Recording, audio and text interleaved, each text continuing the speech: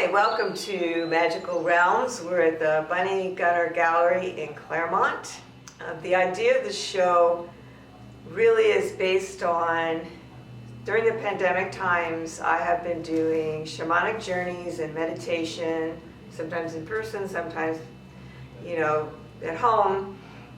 But these pieces are the visions that I have while I'm meditating or journeying. So these, like the woman on the horse, that is something I saw. And then I'm creating the artwork inspired by these visions, not limited by, but inspired. So this has been a shift in my work. It's more image-based and a little brighter, more whites, but it's still collage, there's still some abstract surrealism going on. But there was a shift in this time. So this piece is a costume that I do sculptural costumes. But this is the first one I've done where I actually created it from scratch. And so I have the night creatures. So the overarching theme of this show is midnight roses. So there's a lot of moon imagery, creatures from the evening and the nighttime, so moth, bats, fireflies, and I'm not sure why that combination. It started in the summer and I just kept going with it. So some of the pieces have a lot of roses in them, or a few, it just depends. This is a fiber art piece, or you could call it an art quilt. It has 3 layers. The fabrics that I use can be from around the world, can be gifts from people. There's a lot that goes on within each piece. For example, with this piece, the foundation is actually recycled clothing from my daughter. So for me, and I can't see her right now, for me then it brings the generations. Sometimes I combine both of our clothing that I'm recycling. I've got vintage kimono silks here, French ribbon. This collar was actually given to me and I hand sewed it on. There's some hand embroidery in here. This is leaf prints that a friend did. And I've got laces and more Japanese fabric here, upholstery fabric.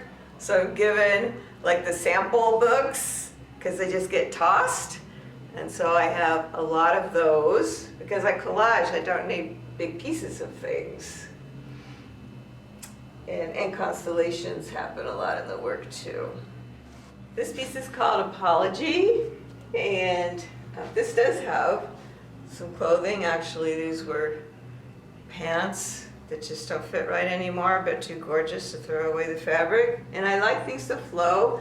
So even though this is a wall piece, usually when I do my costume sculptures, they're to be worn, and they can be. Sometimes I do performances in them. So I just really like to feel movement, vintage scarf. It's just important on the body, we move. And I bought the base actually in Yucca Valley, and it had holes. So this is quilted, it's very heavy. So I just hand stitched the holes together and added scarves from a friend whose mother died, different imagery, fabric from Africa. We've got the moths and the moon, and the flowers are happening. This is French ribbon also. But I love the colors in this original dress. They're just amazing. And they didn't fade. So it was just a little worn, but not faded at all. And I completed this piece, designed and completed this piece at a residency in Joshua Tree.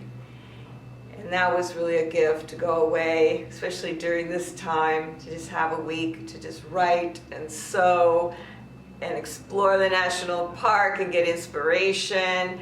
It's important to get inspiration from other places. I haven't been able to see a lot of shows, but I like to get inspired by other people, go to exhibits. That's going to start opening up again.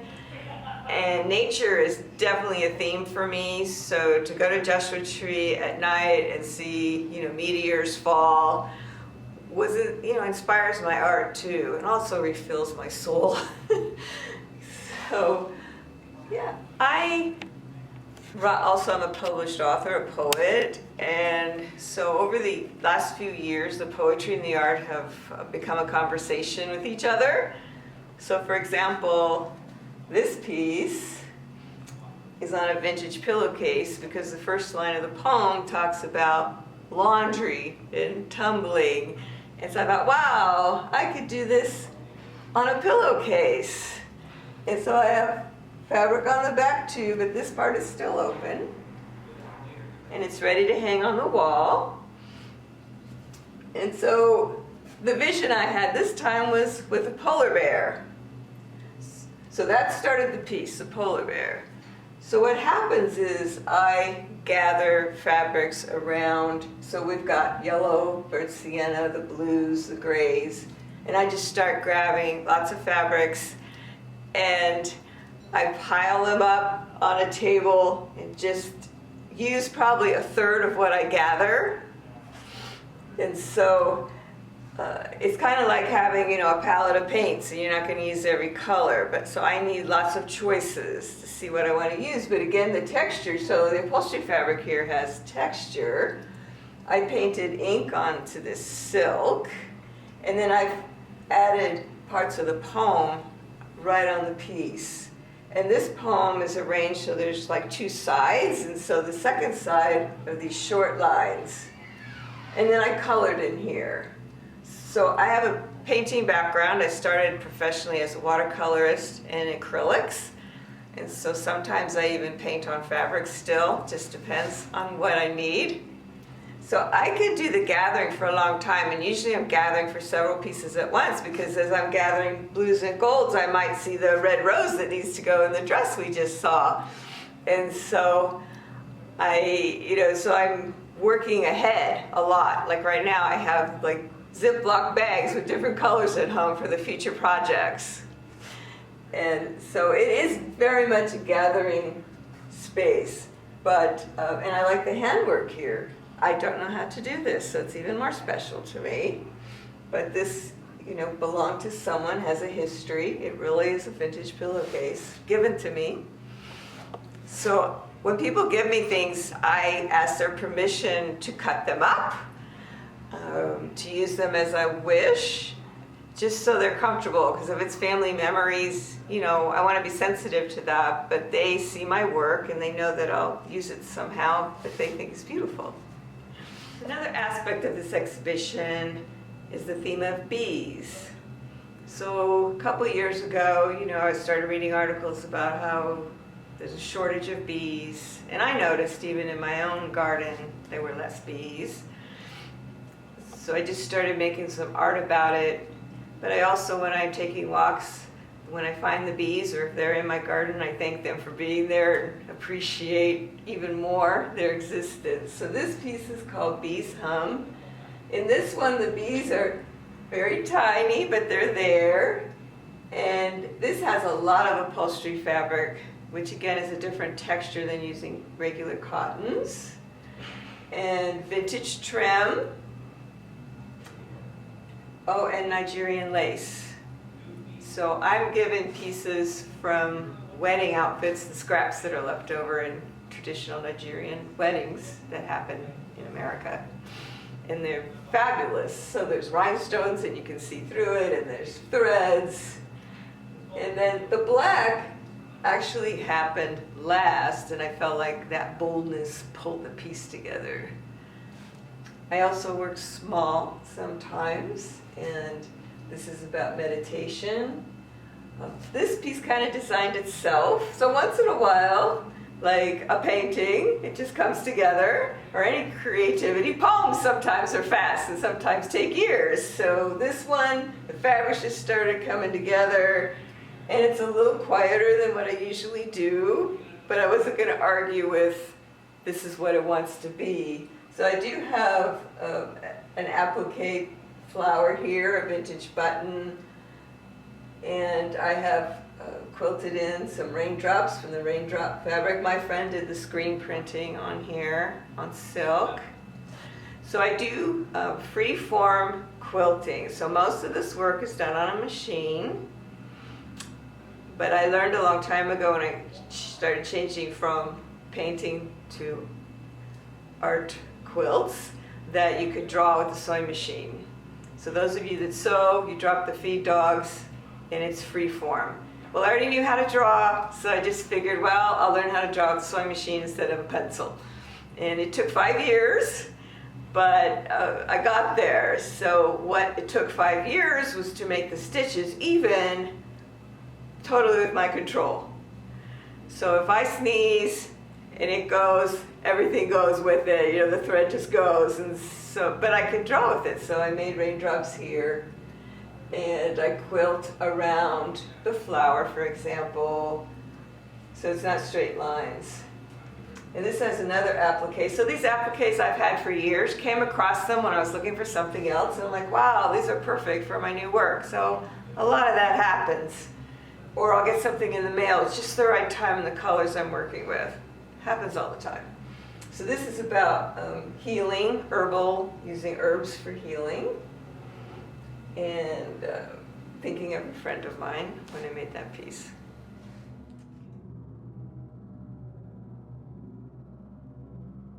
So some of my sculptural costumes are actually used for performance poetry.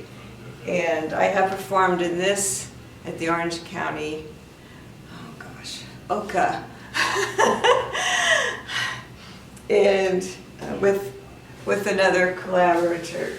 And so I work with other people. So far I don't do solo performances, but I design them, wear my own costumes, and sometimes they wear costumes that I've designed. This is another in the Bee series, so this can be worn actually, but it's a sculptural piece. The base, I don't know what country this is from, but there's a lot of stitching that was already there, so I don't cover that up. This was given to me, but I just add to it. So where I've collaged, it's all plain.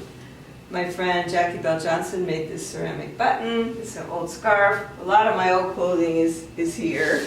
The African lace, Nigerian lace again, and bees. Now we have big bees, and the moon.